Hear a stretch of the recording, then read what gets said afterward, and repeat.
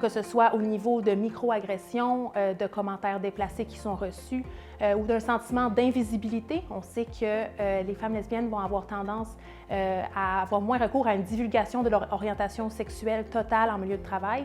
C'est encore moins chez les femmes bisexuelles. Et donc, évidemment, ça varie selon les domaines de travail. Il y a plusieurs domaines qui articulent différentes problématiques, mais on remarque quand même certaines tendances émergentes auxquelles font face les femmes et les personnes lesbiennes dans les différents milieux de travail à travers le Québec. J'ai travaillé pendant 4 ans dans un milieu sportif où il y avait beaucoup d'athlètes, puis un milieu principalement masculin. Non seulement les clients que je servais étaient principalement des athlètes masculins, mais aussi mes collègues étaient principalement masculins. À l'heure de notre dîner, des fois on me posait des questions, on savait que j'étais lesbienne, puis on insistait vraiment sur le fait que j'avais jamais été avec un homme. Même si je leur disais que j'avais pas envie de parler de ça, tu sais. On me disait « Ah, mais nous autres, ça nous intéresse, si nous autres, on n'en parle pas souvent avec des lesbiennes. » C'est comme si j'étais obligée, étant donné qu'on savait mon orientation sexuelle, que j'étais obligée de leur donner des détails là-dessus. C'était difficile de voir la différence entre le sexisme puis l'homophobie, fait que c'est vraiment de la lesbophobie. Tu sais, des fois, je recevais des remarques dégradantes parce que j'étais une fille, parce qu'on me cruisait, mais aussi on voulait en apprendre plus sur le fait que j'étais lesbienne. Donc c'était vraiment à l'intersection des deux, du sexisme puis de l'homophobie, qui est la lesbophobie.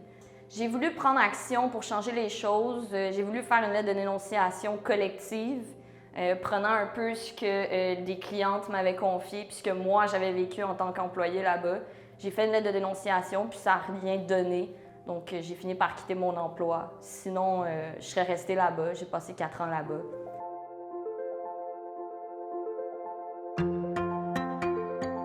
On a réalisé avec le Réseau des lesbiennes du Québec un sondage à travers les 17 régions administratives du Québec. Donc, on a rejoint près de 1108 répondantes. Puis on s'intéressait aux expériences de discrimination qui sont vécues par les femmes et les personnes lesbo-queer. Donc on a quand même reçu 261 témoignages qui touchaient les discriminations dans le milieu du travail. Donc c'était des témoignages qui racontaient autant des expériences vécues de sexisme que de lesbophobie et de discrimination liées à l'expression de genre et à la transphobie. Donc on voit vraiment une intersection particulière entre le vécu du sexisme et des commentaires lesbophobes vécus dans le milieu de travail.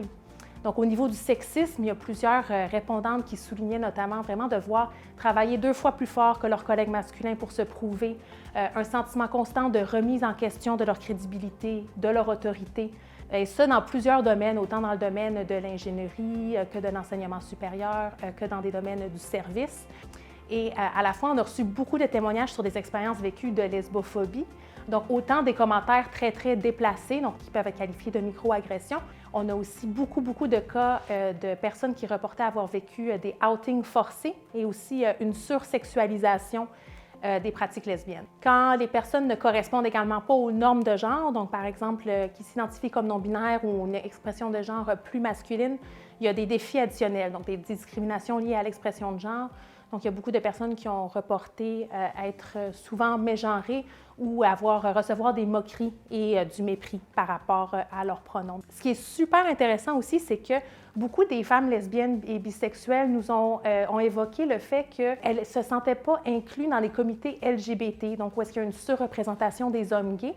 Donc, on voit vraiment une invisibilité des femmes lesbiennes qui vont aussi avoir tendance à négocier davantage leur passing, à faire moins de coming out, à se dévoiler moins sur le milieu du travail et à ne pas prendre part à des événements LGBT. Les femmes sont aussi beaucoup plus susceptibles que les hommes à recevoir des avances hétérosexuelles non désirées. Donc, le harcèlement sexuel et les commentaires non désirés font vraiment partie prenante, souvent malheureusement, de l'expérience d'être une femme ou une personne lesbienne en milieu de travail. Je dirais comme lesbienne à l'Assemblée nationale, puis de faire un coming out politique, c'était une expérience unique, chose que j'ai jamais vécue dans toute ma vie. Toute ma vie, je savais qui j'étais. Mais rendue à l'Assemblée nationale, je dis, c'est quoi, je souhaite militer pour la cause, je souhaite amener de la visibilité puis faire la démonstration à mes consoeurs qu'on est ici, là, on n'est pas seuls, puis on est nombreux. Fait qu'on devrait être fiers de ça, fait que je voulais ajouter LGBTQ à mon titre. Mais pour le faire, j'ai dû faire un coming out politique. Ça veut dire qu'il faut faire des entrevues médiatiques, puis dire à tout le monde que j'étais lesbienne, que j'étais en amour avec une femme. C'était épeurant, parce que moi, dans ma vie, tout le monde savait, il n'y avait aucun problème, je n'étais jamais victime de la haine. J'étais élevée dans un milieu avec beaucoup de compassion, empathie, une grande famille, on acceptait tout le monde.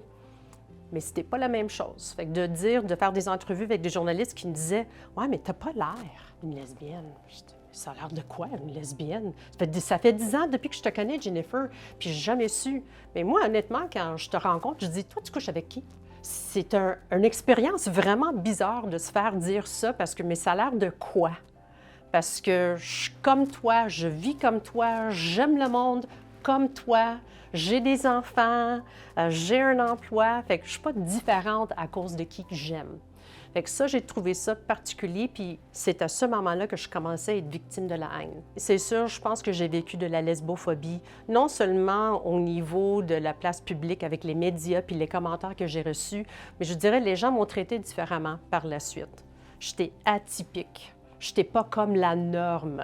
Fait que les conversations ont changé. Les choses que les gens disaient à mon égard ou avec moi, les topics qu'ils ont choisis ont changé. Je pense sincèrement qu'il y a des défis d'intersectionnalité, être femme et être lesbienne dans le milieu politique. Absolument, parce que déjà, les femmes sont jugées différemment. Les femmes sont jugées différemment au niveau de leur sexe. On ne demande jamais à un homme, quand il rentre à l'Assemblée nationale, « Comment tu vas gérer tes enfants? » Fait qu'il y a déjà ce défi de jugement, qui est le stéréotype qui est là. Puis après, le stéréotype de c'est quoi une lesbienne, on ajoute à ça, mais on est doublement jugé à cause de cette intersectionnalité. Il y a des enjeux qui sont un peu transversaux aux gays, aux lesbiennes, à l'ensemble de la communauté en fait. Principalement la présomption d'hétérosexualité, donc le fait qu'on considère que tant qu'une personne n'a pas dit son orientation sexuelle, elle est présumée comme hétérosexuelle et cis. D'ailleurs, c'est la même chose sur la cis-identité.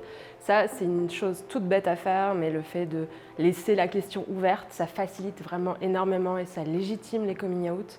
Donc ça permet à l'autre de sentir qu'il a la possibilité de dire en fait qu'il n'est pas hétérosexuel. Ça, je pense que c'est vraiment quelque chose de juste très simple à faire, mais juste d'y penser, ça peut énormément changer les choses.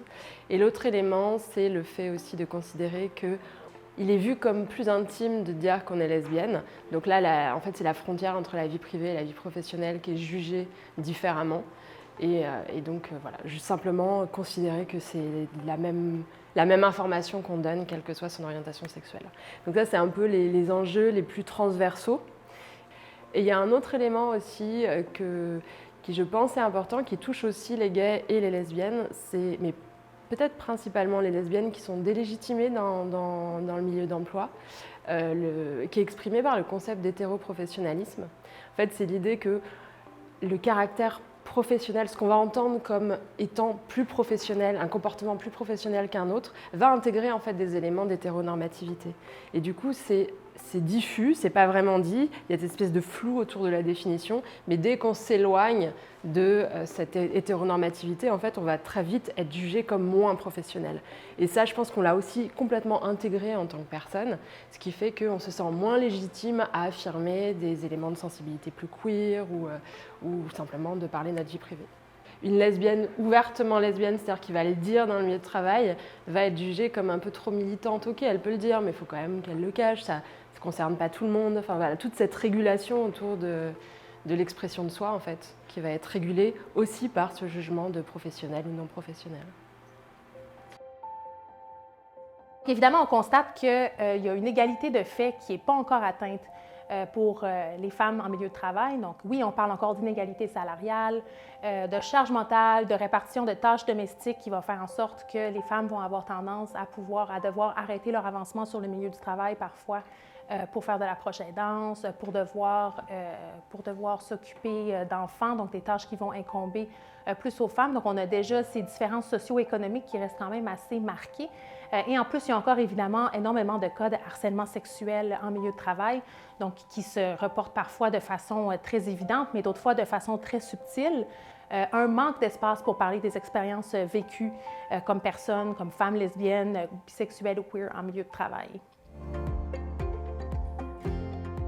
Les biais inconscients que nous pouvons avoir envers les femmes lesbiennes sont imprégnés des raccourcis mentaux de notre cerveau qui juge et évalue rapidement des personnes sans que nous nous en rendions réellement compte.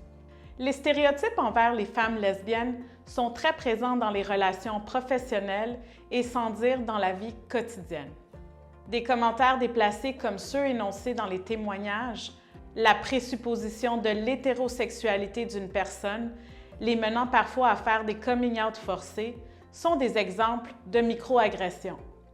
Devoir constamment camoufler son identité peut mener à un stress important affectant le bien-être d'une personne. Si on veut être une personne qui mène des actions inclusives, il est important de faire une introspection et de se questionner sur nos premières impressions tout en prenant conscience de nos jugements et de nos stéréotypes.